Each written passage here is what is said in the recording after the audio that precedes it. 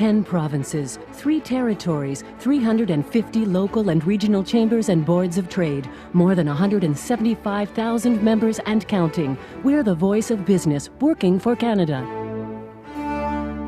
The highlight of my year has been traveling across Canada, no doubt, meeting with provincial chambers and local chambers from coast to coast, and realizing, as I go across Canada, how powerful our network really is.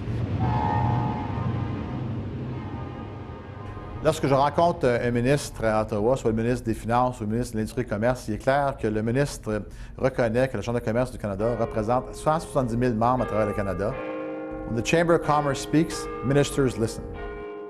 I'm the guy as Executive Vice President of Policy at the Chamber who's responsible for ensuring that the agenda that we've got, that we get from our members from a variety of sources, is well heard by government. And looking at tax reform in Canada, trade liberalization both within the country, between provinces, still barriers there, but internationally as well. Bring China, India into sharper focus, continue to work with the United States, deal with our energy issues that are paramount importance to members, climate change.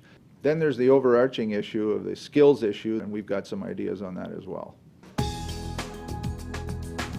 One of the things I hear from my colleagues is that their local Chamber of Commerce has come to them about an issue, and they have this position or that position, and that carries a lot of weight, obviously, with individual cabinet members and members of caucus. And because of that, it carries a lot of weight with me. And there's no question that the Chamber of Commerce and the voice that they have representing business owners is extraordinarily important in terms of the decisions that government makes.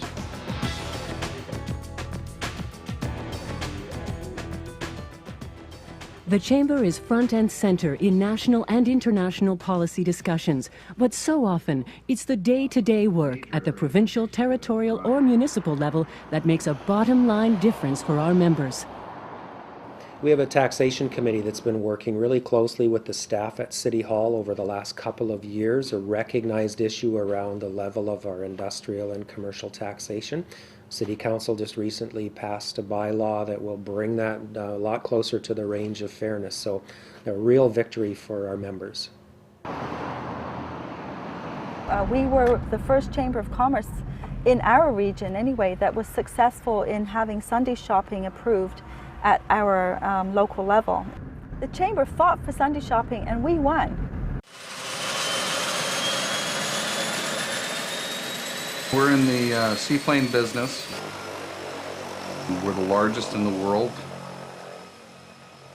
So we have to deal with a lot of agencies, Transport Canada being one. Rules are changing all the time. They'll throw some curveballs at us, then we've got to call on the Chamber to come to our rescue. There's a lot of organizations out there, but I would have to say, the Chambers is one of the #1 priorities for Harbour Air. The Chamber is the voice of business in Parliament, provincial and territorial legislatures, and in municipal councils across Canada. But for tens of thousands of small and medium-sized firms, it's also the organization to join for networking, professional development, business growth, and more. I was an individual that grew up in business, started very young in business. We've been going 30 years now and have grown it to 300 people in our team. You could have gone the university route and spent more time in school. I was always in too much of a rush, so my shortcut was through the Chamber movement. Geeks Unlimited is primarily an outsourced on-site IT company.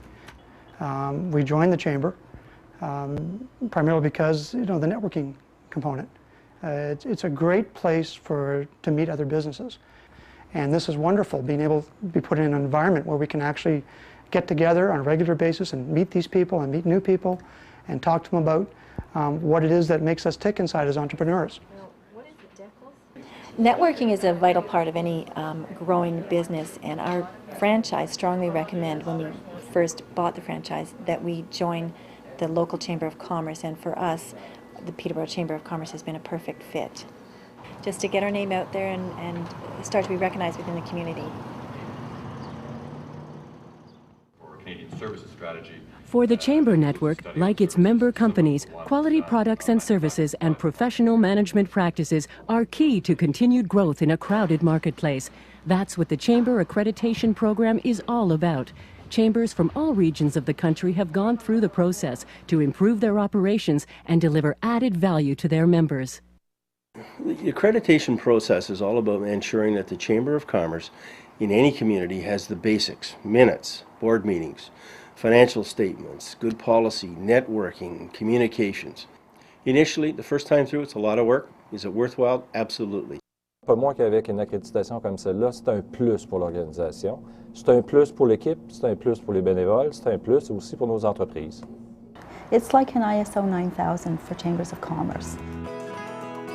The chamber movement has been the leading voice of business in Canada for more than a century, but the respect we've earned along the way has also come from looking beyond the bottom line to the health and vitality of our country and the communities where we work, live, and raise our families.